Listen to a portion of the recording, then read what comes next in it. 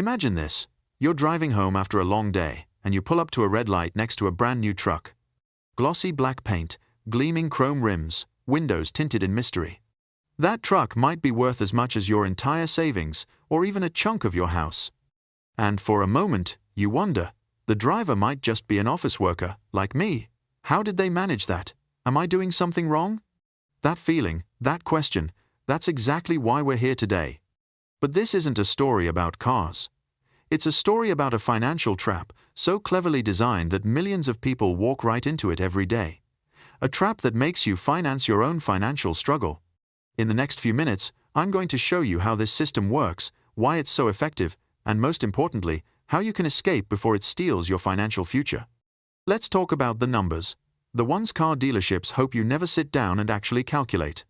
In the United States, the average new car loan now ranges from $700 to $1,200 per month, and it can stretch out to 7 or even 8 years. Let's run some quick math. A $55,000 vehicle. Over 7 years, once you factor in interest, higher insurance premiums for a new car, fuel, maintenance, new tires, your actual cost could easily exceed $130,000. And after all that, what's the car worth? If you're lucky, maybe $10,000 or $15,000. You just burned over $100,000 on a chunk of metal slowly rusting in your garage.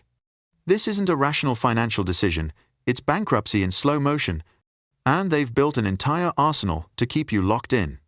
The most common trick? Stretching the loan term. A car loan should typically last only 3 to 4 years, but to make the monthly payments seem more manageable, people extend the loan term, like mentioned earlier, to 7 or even 8 years. Sounds great, lower monthly payments, but in reality, you're just paying tens of thousands in extra interest to the bank. You're buying them a luxury vacation with your hard work. Then comes rolling negative equity, a fancy term for a financial nightmare. That's when you still owe money on your old car, but want to trade it in for a new one. The dealer happily rolls your remaining debt into the new loan. It's like trying to escape a hole by digging deeper. Your debt grows, and you drift further away from freedom. Worse still, many people start gambling with their financial security just to keep up with their car. Pulling from retirement accounts, using home equity loans, maxing out credit cards just to cover repairs or insurance. Some even start driving Uber or delivering food every evening and weekend, just to afford the payments on the car they're driving. The car, once a tool, becomes your master. A demanding boss that forces you to work harder, stress more, and sacrifice time with your family. But why? Why do smart, hard-working people fall into this trap? Because this isn't just a financial equation, it's a psychological battle. Marketers have done a brilliant job. They've turned the car from a utility into a part of your identity. The bigger, shinier the car, the more successful you look. The vehicle becomes a moving business card screaming to the world, "I've made it." It also becomes a reward. I worked my tail off all year. I deserve something nice. And you know what? You do deserve something nice, but the question is, at what cost? Are you trading your next 10 years of freedom for that reward?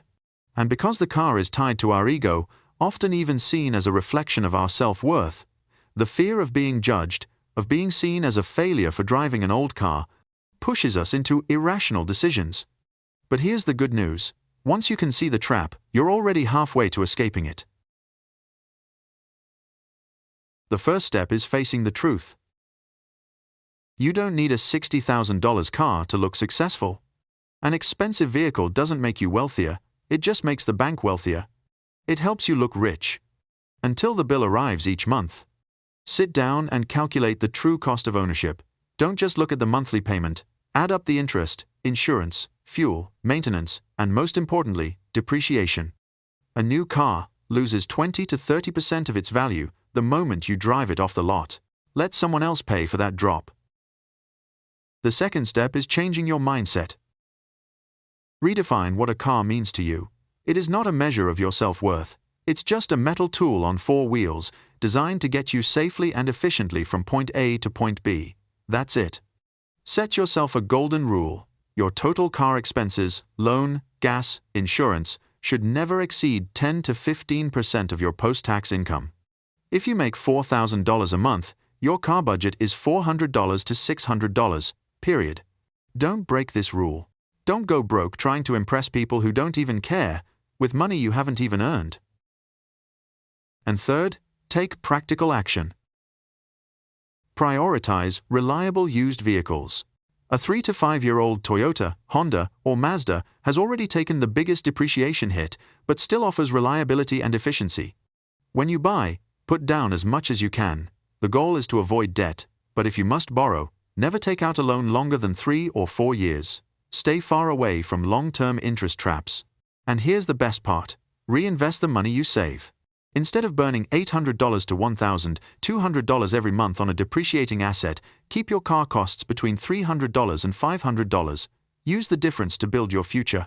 Put it into index funds, ETFs, an emergency fund, or paying down other debts. That money, rather than vanishing through the exhaust pipe, will quietly go to work for you, growing even while you sleep. Your car should serve your life, not the other way around. You've just decoded one of the most dangerous financial traps of our time, a trap where every monthly payment doesn't just drain your wallet, but steals your choices, your opportunities, and your future freedom. Look around, and you'll see countless people still driving shiny cars straight into a lifetime of debt. But you're different. Now, you have a choice: keep spinning in the same cycle, or step out and take back control. Financial freedom doesn't start with grand gestures. It starts with one clear look at where your money is going each day. And it starts with the decision to keep more of it, so it can serve you, not the other way around. If this video gave you a new perspective, share it with a friend who needs to hear this. Hit like, subscribe, and remember this: you don't need to drive a luxury car to live a life you're proud of. You just need to drive in the right direction, on your own path.